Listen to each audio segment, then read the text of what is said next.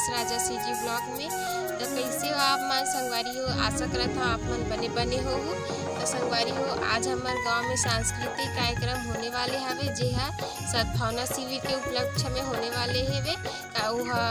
पंचायत में आए रही सवे होना है ऐसे करके तो स्कूल में होही वह प्राइमरी मिडिल स्कूल मिला के सबे में बहुत अगन डांस वांस भी होई और बहुत जन अधिकारी मन घलो आही पूरा स्कूल देखे पर।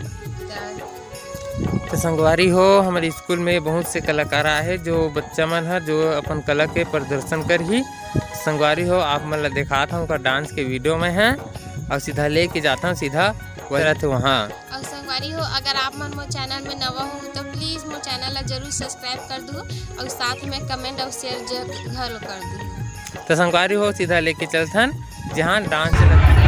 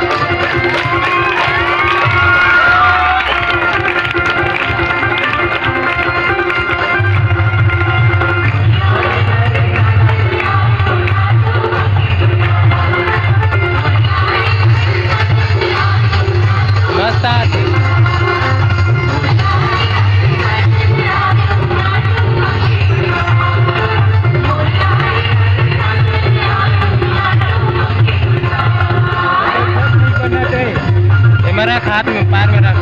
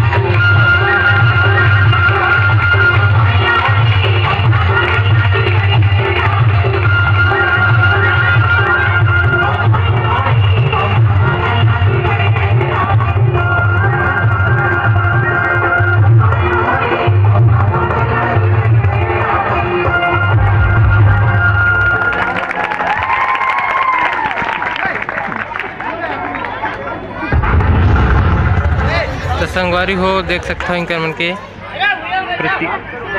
मन के डांस खत्म हो गए थे। और देख सकते हो संगवारी हो कतका भीड़ हवे। 100 रुपए की राशि प्राप्त हुई है। कृपया कोई भी एक छात्रा आ जाए और अपने पुरस्कार की राशि बहुत ज्यादा भीड़ हवे। सरपंच महोदय के कमलों से प्राप्त करेंगे। आप मला हमारे हायर सेकेंडरी स्कूल के स्टूडेंट मन के डांस आप मला कैसे लगे सेवा केला कमेंट में जरूर बताओ संगवारी हो। और यहाँ तक बता देते हैं संगवारी हो ये प्रस्तुति दे बर बेमे तरह से भी आया हुआ है बहुत सारा हो। हम आप मन ला कैसे लगी सब इनका डांस कमेंट करके जरूर बताओ। और ब्लॉग कैसे लगी चला तब मिलते हैं नेक्स्ट ब्लॉग में। और फिर से आप मन पर डांस के लिए एक नया ब्लॉग लेके आवो। अभी के लिए टाटा।